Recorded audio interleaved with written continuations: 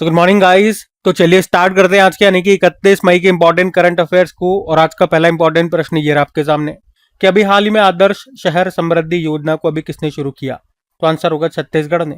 तो अभी छत्तीसगढ़ सरकार ने छोटे और मध्यम शहरों के विकास के लिए अभी मुख्यमंत्री आदर्श शहर समृद्धि योजना को शुरू किया है और इसके लिए बजट रखा है 200 करोड़ रुपए का। वित्त वर्ष 2026-27 के लिए है ये। तो इस योजना का मुख्य उद्देश्य क्या है? छोटे शहरों और कस्बों को भी बड़े शहरों के जैसे अच्छी सुविधाएं देना ताकि वहां रहने वाले लोगों को बेहतर जीवन मिल सके। तो इसमें पहले चरण में राज्य के 32 नगरीय निकायों का चयन किया गया है, वहां पे विकास किया जाएगा। और क्या क्या विकास होगा इस योजना के तहत? तो बेहतर सड़कें बनेंगी, अच्छी ड्रेनेज व्यवस्था होगी, आधुनिक स्ट्रीट लाइटें लगाई जाएंगी, स्वच्छता सुविधाएं दी जाएंगी, जल प्रबंधन और अन्य जो भी जन सुविधाएं होंगी उनका विकास यहाँ पर किया जाएगा। तो लाभ क्या होंगे, फायदे क्या होंगे? छोटे शहरों का तेजी से विकास होगा, लोगों को बेहतर मूलभूत सुविधाएं मिल पाएंगी, रोजगार और व्यापार के अवसर बढ़ेंगे, छोटे कस्बे भी विकास की मुख्य धारा से जुड़ सकेंगे। ठीक है, तो कौन सी योजना है मुख्यमंत्री आदर्श शहर समृद्धि योजना? कहां पर शुरू हुई है? छत्तीसगढ़ में। अब मैं आपको सीधे छत्तीसगढ़ लेकर के चलता हूँ। ये रहा मैप में छत्तीसगढ़। कैपिटल रायपुर हो गई, गवर्नर है रमन डेका, मुख्यमंत्री विष्णुदेव साय। देखो यहाँ के कुछ लोक नृत्य हैं, पंथी, राउत नाच, सुवा, कर्मा, पंडवानी, ये यहाँ के सबसे प्रसिद्ध लोक नृत्य हैं। अब कुछ करंट अफेयर्स के प्रश्न पढ़ते हैं छत्तीसगढ़ में। तो खेलो इंडिया ट्राइबल गेम्स अभी पहला एडिशन हुआ था, ये छत्तीसगढ़ में ही हुआ था और उसका मैस्कॉट क्या था? मोरवीर था। टॉप इसमें कर्नाटक रहा था। छत्तीसगढ़ का बालोद जिला देश का पहला बाल विवाह मुक्त जिला बना है। कोपरा जलाशय ये छत्तीसगढ़ का पहला रामसर साइट बना। आदिवासी स्वतंत्रता सेनानियों को समर्पित भारत के पहले पूर्ण डिजिटल संग्रहालय का भी उद्घाटन किया गया था यहीं पे। रानी दुर्गावती योजना यहीं पे शुरू हुई थी। इसमें क्या था? राज्य में जो बच्चियों का जन्म होगा, जब वो 18 साल की हो जाएंगी तो उनको 1.5 लाख रुपए दिए जाएंगे। आदिवासी लोक कलाकारों का उत्सव आदि परब 2026 का आयोजन हुआ था छत्तीसगढ़ की राजधानी नवा रायपुर में। छत्तीसगढ़ के नवा रायपुर के राखी में एक सरकारी स्कूल में राज्य के पहले अंतरिक्ष केंद्र का उद्घाटन किया गया। मुख्यमंत्री सहायक गोदाम योजना, जिसे सुरभि गोदाम भी कहते हैं, यहीं पर शुरू हुई थी। और छत्तीसगढ़ विधानसभा ने अभी छत्तीसगढ़ धार्मिक स्वतंत्रता विधेयक 2026 को मंजूरी दे दी है। ई श्रम साथी मोबाइल एप्लीकेशन यहाँ पर शुरू हुई थी।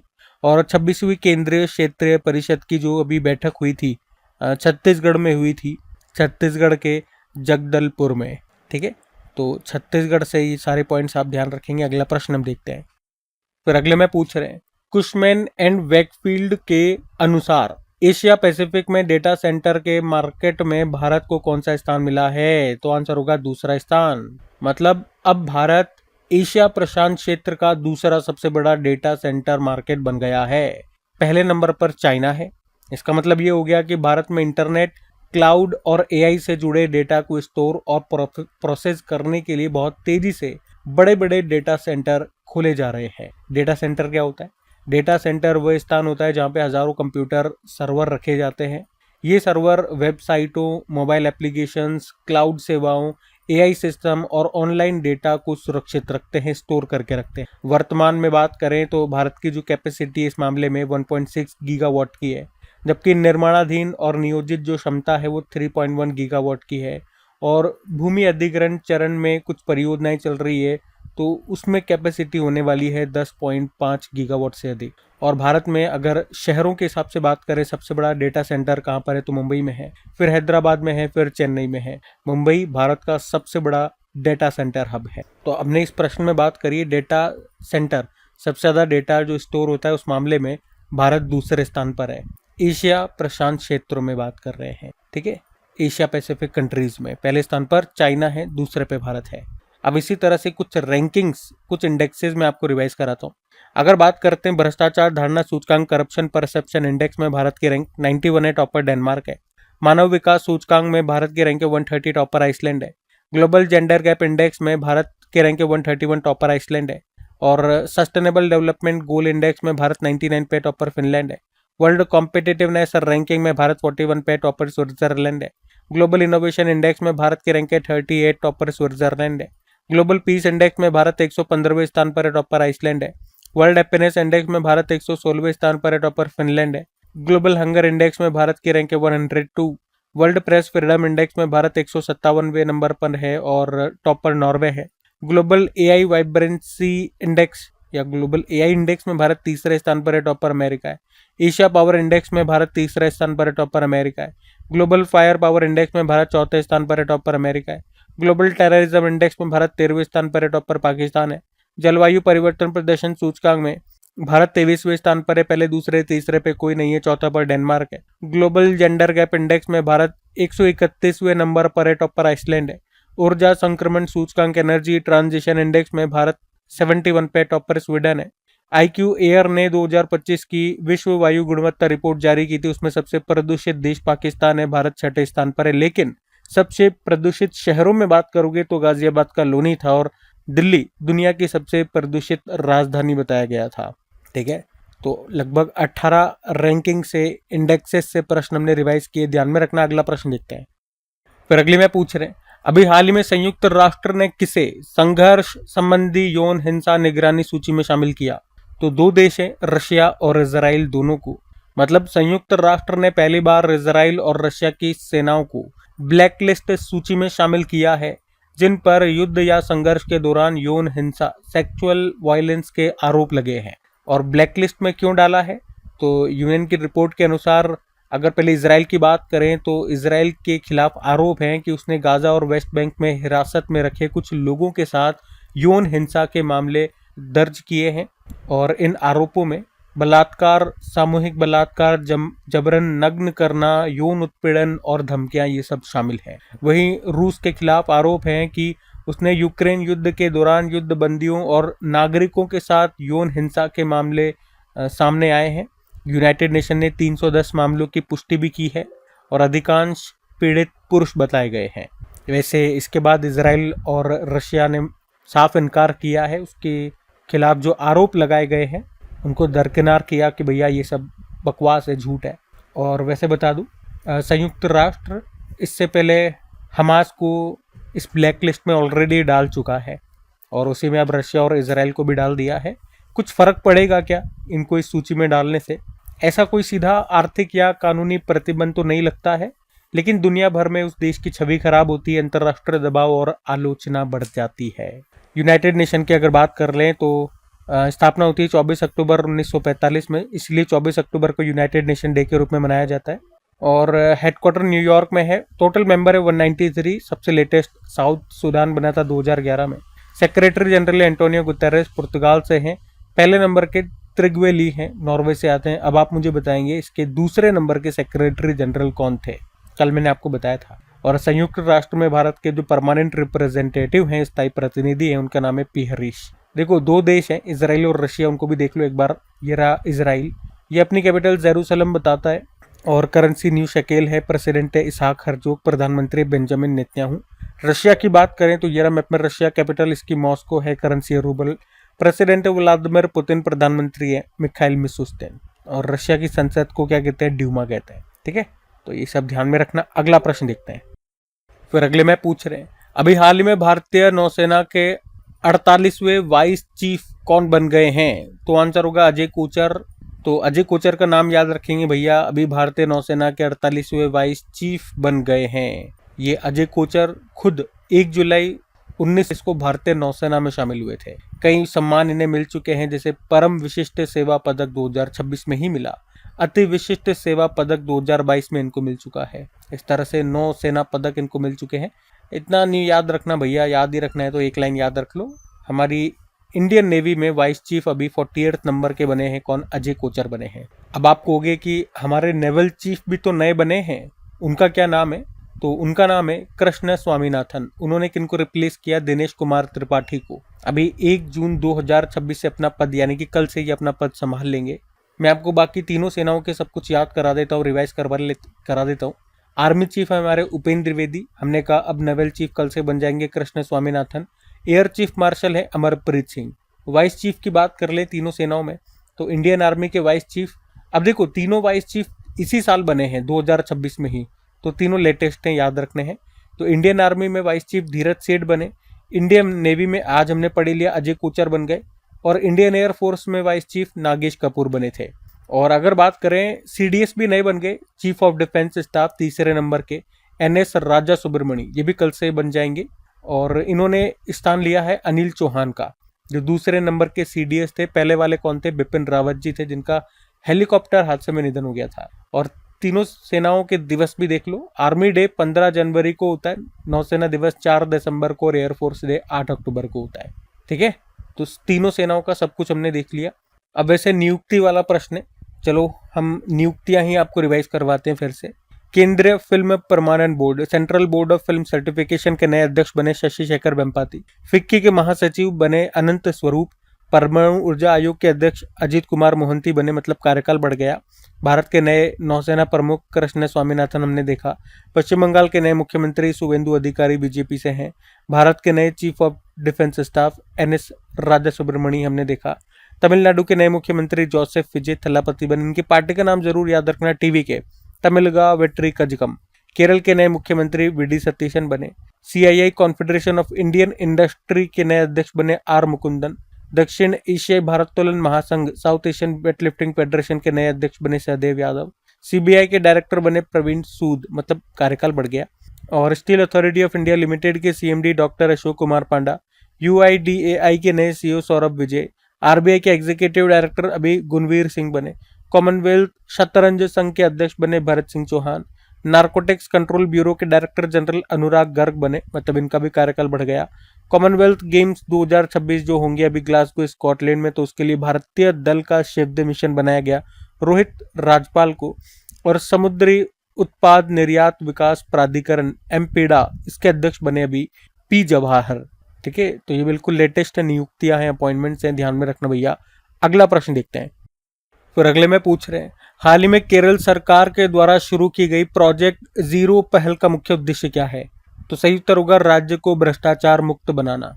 तो अभी केरल सरकार ने सरकारी दफ्तरों में रिश्वतखोरी यानी कि घूस को खत्म करने के लिए भी प्रोजेक्ट जीरो नाम से एक नई पहल शुरू की है। इसका उद्देश्य ये सुनिश्चित करना है कि लोगों को सरकारी सेवाएं पाने के लिए किसी को रिश्वत न देना पड़े।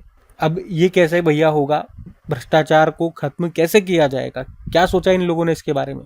तो इन्होंने ये प्लान करा है कि भैया कोई भी अगर रिश्वत लेते हुए किसी बाबू का, किसी अधिकारी का हमें सबूत देगा, फोटो दे दो, वीडियो दे दो, तो हम आपको इनाम देंगे।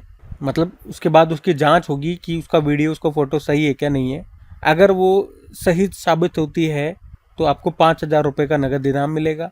और आपकी जो भी पहचान होगी, जो भी आपकी जानकारी होगी, वो पूरी तरह से गोपनीय रखी जाएगी। तो मतलब ये चाह रहे हैं कि लोग लालच के चक्कर में, 5,000 रुपये के चक्कर में थोड़े से एक्टिव हो जाए, हर जगह इग्नोर न कर दे, अरे होने दो ना, ऐसा ही तो चलता है, ऐसा ही होता है, तो भ्रष्टाचार नहीं होगा, लोग रिश्वत लेने से डरेंगे। ये है इस पहल में प्रोजेक्ट जीरो जो केरल सरकार ने शुरू किया है। उद्देश्य क्या है मैंने आपको बता दिया, और कैसे इसको अंजाम देने के बारे में ये सोच रहे हैं वो भी मैंने आपको समझा दी। बात समझ में आ गई? अब मैं आपको, केरल ने शुरू किया ना इसको, तो मैं आपको सीधे केरल ले चलता हूँ। ये रहा मैप में केरला। कैपिटल तिरुवनंतपुरम हो गई। मुख्यमंत्री वीडी सतीशन। गवर्नर कौन है? राजेंद्र विश्वनाथ अर्लेकर। यहाँ का राजकीय पशु हाथी हो गया। पक्षी है ग्रेट हॉर्नबिल। पुष्प है कोन्नी कोना। वृक्ष है नारियल का फल है कटहल। मछली है green chromide. Silent valley national park है, यहाँ पे पेरियार नेशनल पार्क है, एर्राविकुलम नेशनल पार्क है, अन्नामुडी शोला नेशनल पार्क है। इडुक्की डैम आपको मिलेगा पेरियार नदी पर। क्लासिकल डांस यहाँ का है एक कथकली, एक मोहिनीअट्टम। क्लासिकल लैंग्वेज मलयालम है। कुछ फेस्टिवल्स देखें तो ओणम हो गया, त्रिशूर पूरम हो गया, टुकल पोंगल हो गया, मकर विलक्कू हो गया, विश्व उत्सव हो गया। पहला अंतरराष्ट्रीय समुद्र तट महोत्सव यहाँ मनाया गया था। एक बार प्रश्न आता है एग्जाम में, केरल का कौन सा त्योहार नए साल का प्रतीक है? तो याद रखना विश्व उत्सव। केरल के समुद्री तट को मालाबार तट कहते हैं। तमिलनाडु के समुद्री तट को कोरमंडल तट कहते हैं। केरल को मसालों का बाग भी कहा जाता है। और सबरीमाला टेम्पल भी आपको मिलेगा केरल में ही। कुछ करंट अफेयर्स भी पढ़ लें यहाँ से। तो केंद्रीय मंत्रिमंडल ने केरल का नाम बदलकर केरलम करने के प्रस्ताव को मंजूरी दे दी। और ये बदलाव संविधान के किस अनुच्छेद के तहत किया जा रहा है? अनुच्छेद 3। केरल सरकार ने टाइडल फ्लडिंग, टाइड्स के कारण, जो ज्वार भाटे के कारण जो बाढ़ आती है, तो उस बाढ़ को राज्य विशिष्ट आपदा इन्होंने घोषित किया। भारत की पहली व्यापक ग्राफीन नीति को मंजूरी दी केरल ने। कॉम्प्रिहेंसिव अर्बन पॉलिसी का ड्राफ्ट तैयार करने और उसे मंजूरी देने वाला भारत का पहला राज्य बना है केरल। केरल सरकार ने स्वास्थ्य सेवाओं को आसान और डिजिटल बनाने के लिए मी हेल्थ मोबाइल एप्लीकेशन को लॉन्च किया। और अभी केरल सरकार ने राज्य की महिलाओं के लिए स्त्री सुरक्षा योजना शुरू की। महिलाओं की रात में सुरक्षा के लिए निर्भया निशा पहल की घोषणा की केरल ने। केरल राज्य की पहली दृष्टिबाधित महिला न्यायाधीश थान्या नाथन सी बनी थी। और 79 नंबर का संतोष ट्रॉफी अभी इसको जीता किसने? सर्विसेज ने जीत लिया केरल को हरा के। और इंडियन ओशन शिप सागर पहल भारत की एक समुद्री पहल है और इसका दूसरा संस्करण लॉन्च हुआ भी कहाँ? कोच्चि में। जैसे याद रखना, ये जो केरल का तटीय शहर है ना कोच्चि, इसको अरब सागर की रानी भी कहा जाता है। ये प्रश्न तो एग्जाम में आ भी चुका है। ठीक है, तो ये सब बातें ध्यान में रखना। अगला प्रश्न देखते हैं। फिर अगले में पूछ रहे हैं अभी किस राज्य की पुलिस ने ऑपरेशन शील्ड नेट नाम से एक विशेष अभियान शुरू किया? तो सही उत्तर होगा तमिलनाडु। तो तमिलनाडु पुलिस ने ऑपरेशन शील्ड नेट नाम से एक विशेष अभियान शुरू किया है। इसका उद्देश्य है अपराधियों, नशा तस्करों और यातायात नियम तोड़ने वालों पर सख्त कार्रवाई कर कानून व्यवस्था को मजबूत बनाना। तो इस अभियान में क्या क्या किया जा रहा है?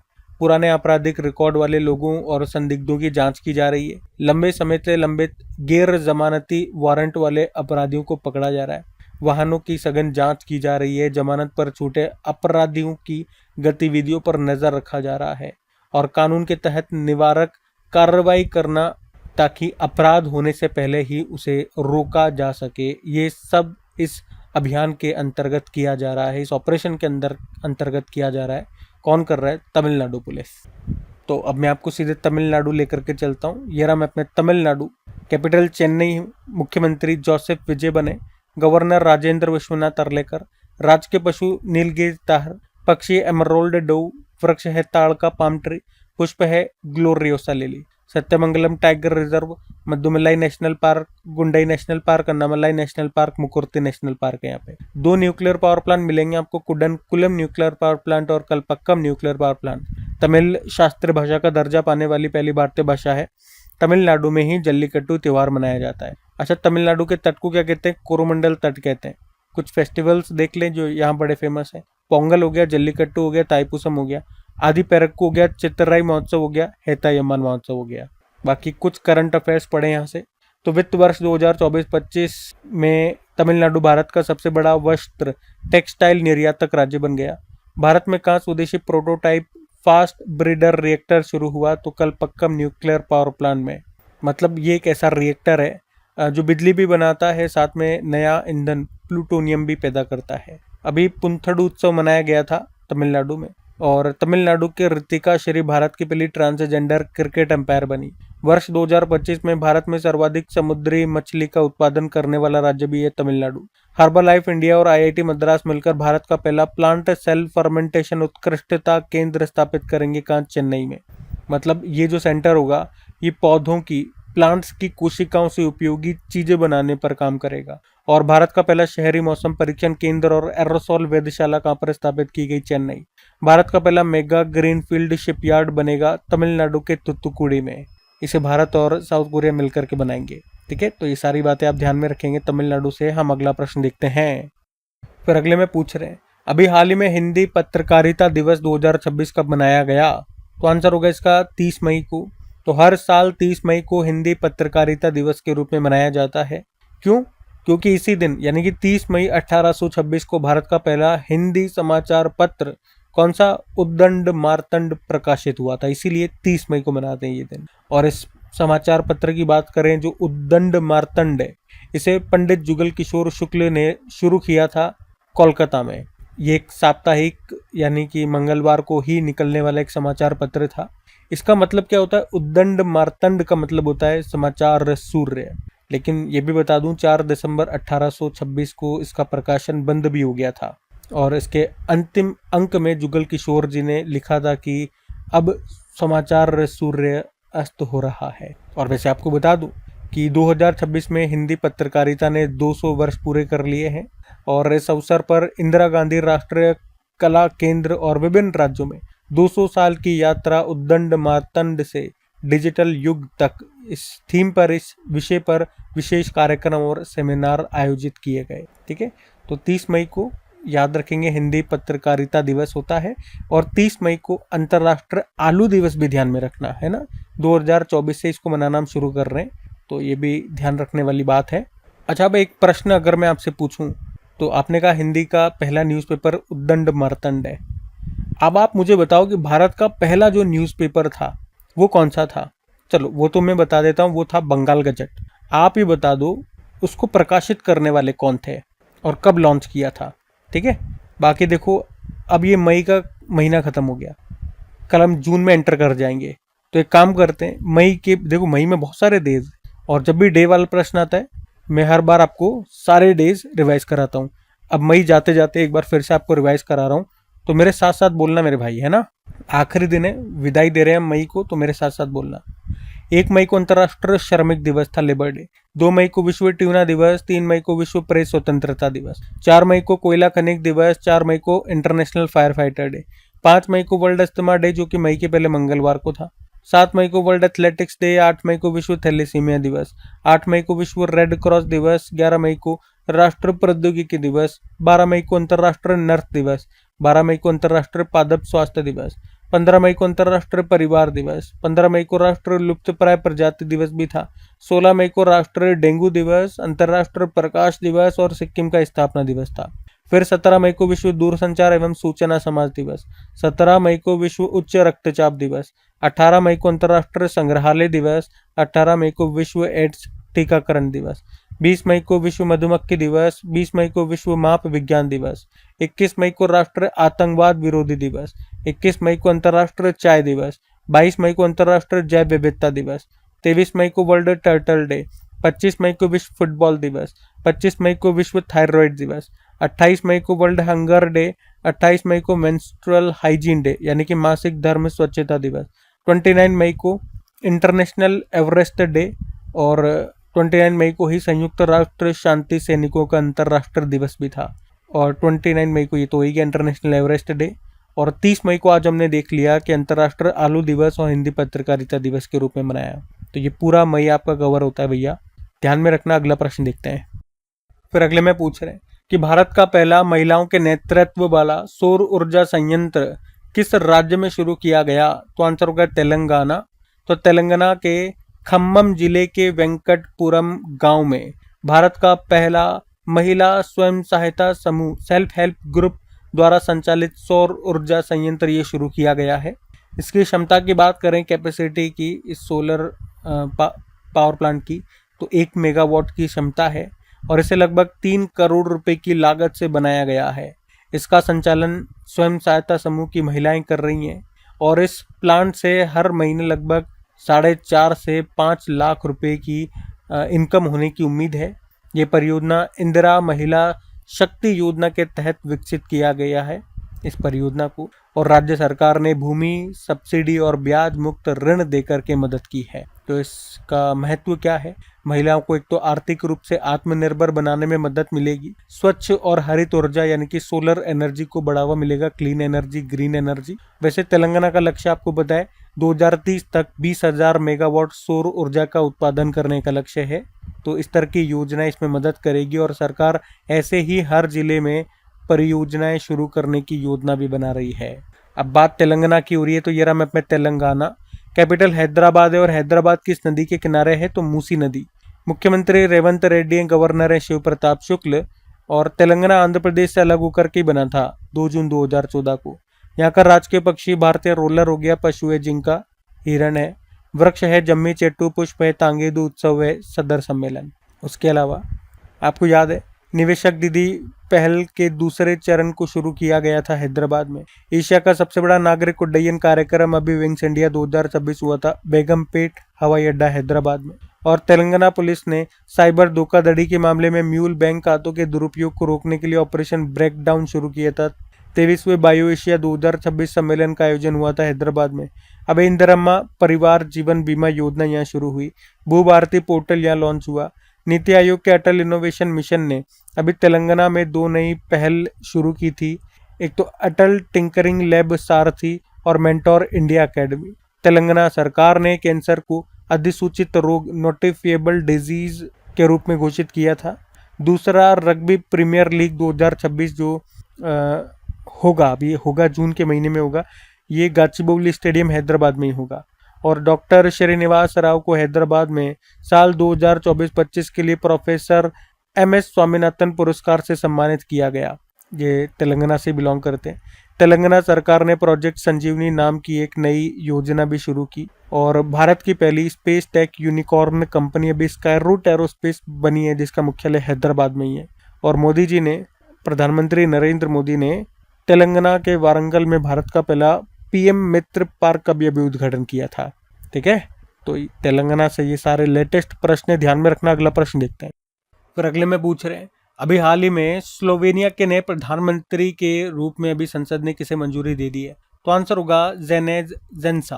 तो स्लोवेनिया पार्लियामेंट ने जेनेज जेंसा को प्रधानमंत्री के रूप में भी मंजूरी दे दी है। और ये जेनेज जेंसा स्लोवेनिया डेमोक्रेटिक पार्टी के नेता है और वे अब चौथी बार स्लोवेनिया के प्राइम मिनिस्टर बने हैं। मैं आपको पहले स्लोवेनिया लेकर के चलता हूँ। ये रहा मैप में स्लोवेनिया, यूरोपियन कंट्री है।